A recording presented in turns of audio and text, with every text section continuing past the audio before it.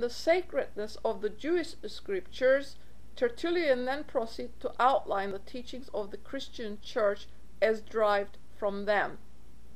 These holy scriptures, he says, teach that there is one God who made the world out of nothing.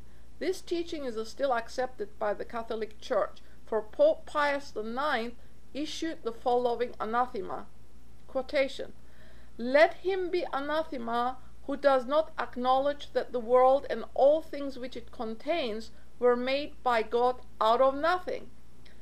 Tertullian admitted that in order to understand the writings, God had sent prophets, and they were all Jews. So, on their statements, Christianity is founded.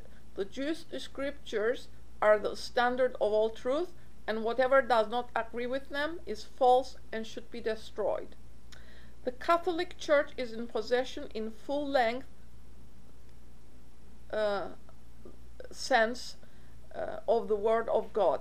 Catholic doctrine existed from the beginning and is therefore the only true one.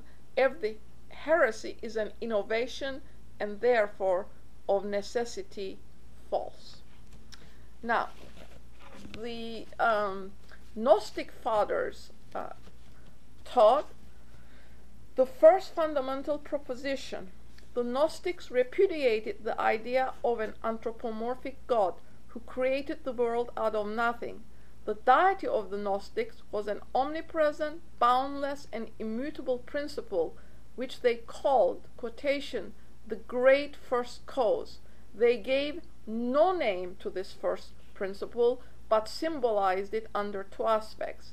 The Gnostic Ophites call these two aspects apraxas, the male potency, and baithos, the female potency. From their union sprang Ophis, the sun, or the manifested logos. Like theosophy, the Gnostics postulated an absolute reality which antecedes all manifested conditioned existence. The state of non-being which precedes manifestations is described by Basilides, and these actually are found in an ancient Rig Vedic hymn. Quotation, "There was a time," he says, "when naught was. Even that naught was not aught of things that are, for that naught is not simply the ineffable.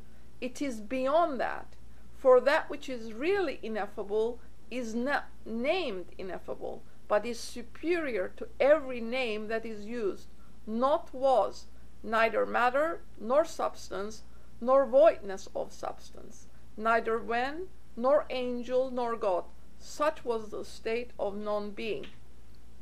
This state of non-manifestation was followed by the appearance of the Logos, the manifested deity with every nation and people, the outward expression or the effect of the cause which is ever concealed. Quotation, "This universal seed contained everything in itself, potentially, in some such way as the grain of mustard seed contains the whole, roots, stems, branches, leaves, and the innumerable germs that come from the seeds of the plant, and which in their turn produce still other plants in manifold series." And from this point onward, the Gnostic system proceeded to outline the doctrine of emanations, in which the one evolves the many in gradual stages, each emanation in turn evolving and permeating its own creation. This doctrine of emanations was opposed as vigorously in the 19th century as it was in the second, for Pope Pius IX issued the following anathema. Quotation, he says, "Let him be anathema who says that the substance or essence of God and of all things is one and the same, who says that finite things, both corporeal and spiritual, are emanations of the divine substance, or that the divine essence, by manifestation or development of itself, becomes all things.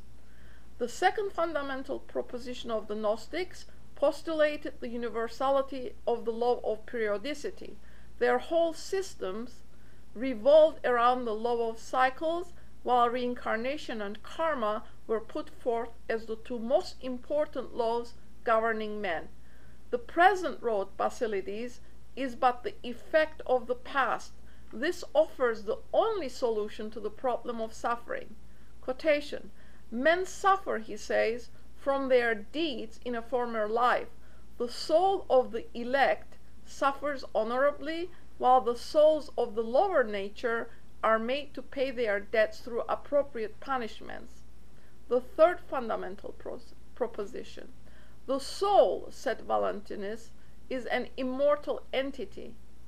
Quotation: from the beginning have ye been immortal and the children of light. They use the word Christus to describe this immortal principle, and declared that its presence in man made him a god. Know ye not that ye are all gods and lords? Questions the Pistis Sophia. The Gnostics recognize the sevenfold nature of both man and the universe, describing these seven principles as seven aspects of the one principle. The Pistis Sophia, which is the most precious relic of Gnostic literature that we possess at the present day, speaks of the human entity as the septenary ray of the One. The three higher principles were described as God in man, and the four lower principles were called appendages, which were said to be attached to the rational soul. The conquest of the lower principles by the God within made man the Lord of creation.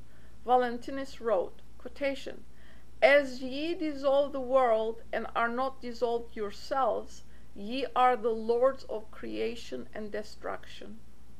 It is the man himself who leads his desire towards evil and refuses to battle with the appendages. Our duty is to show ourselves rulers over the inferior creation within us, gaining mastery by means of our rational principle.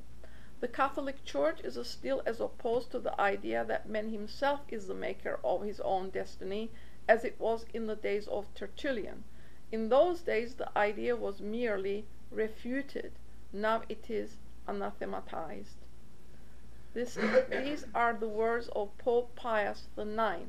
Quotation: let him be anathema who says that man can and ought to, of his own efforts, by means of constant progress, arrive at last at the possession of all truth and goodness. These are only a few of the heretical doctrines which have always been bitterly fought by the Catholic Church. The original Gnostic documents were, of course, all of them destroyed by the Church. The refutations, which were written by the orthodox fathers against these doctrines, have been carefully preserved. But in preserving the refutations, the Church has unwittingly preserved enough of the Gnostic teachings to show that they were the legitimate offspring of the ancient wisdom religion, and that the movement known as Christian Gnosticism must have formed part of the work of the Theosophical movement. And now we will open the platform for questions.